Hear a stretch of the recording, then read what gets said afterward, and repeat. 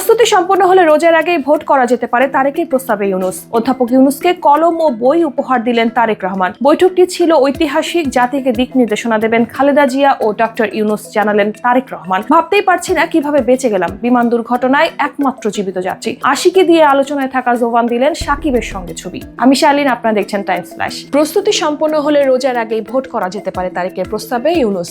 লন্ডনে বৈঠক শেষে প্রধান উপদেষ্টা ও বিএনপির ভারপ্রাপ্ত চেয়ারম্যানের পক্ষ থেকে এক যৌথ বিবৃতিতে বলা হয়েছে, তারেক রহমানের প্রস্তাবের পরিপ্রেক্ষিতে অধ্যাপক ইউনূস বলেছেন, সকল প্রস্তুতি সম্পন্ন করা গেলে 2026 সালের রমজান শুরু হওয়ার আগের সপ্তাহেও নির্বাচন আয়োজন করা যেতে পারে।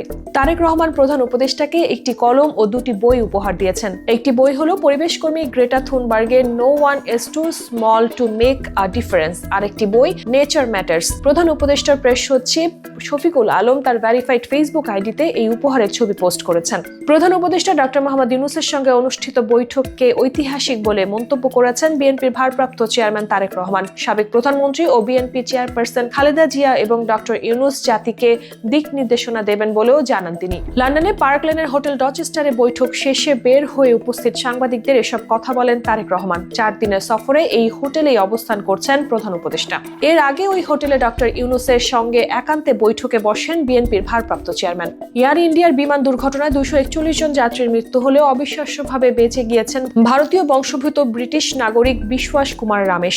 ভাবতেই পারছি না কিভাবে বেঁচে গেলাম, বিমান দুর্ঘটনায় একমাত্র জীবিত যাত্রী। রমেশ জানান, তিনি বিমানের যে অংশে তার সিট ছিল সেটি ডক্টরি পড়ুয়াদের হোস্টেল ভবনে আঘাত করেনি।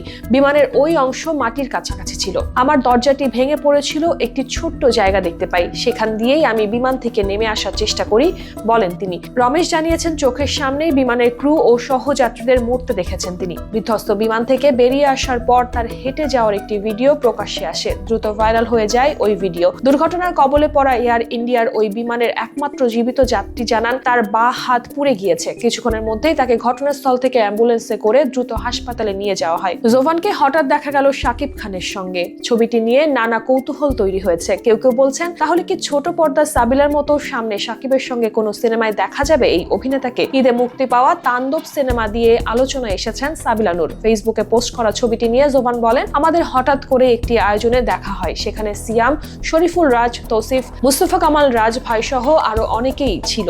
দেখা হওয়ায় মনে হলো একটি ছবি তুলে রাখি, মুহূর্তটা ধরে রাখতেই ছবিটি তোলা, এই যা। তবে শাকিব ভাইয়ের সঙ্গে যতটুকু কথা হয়েছে বুঝেছি তিনি মানুষ হিসেবে নম্র, ভদ্র, অসাধারণ ব্যক্তিত্ব তার। এটাই আমার জীবনে তার সঙ্গে প্রথম দেখা হলো, ভালো লেগেছে।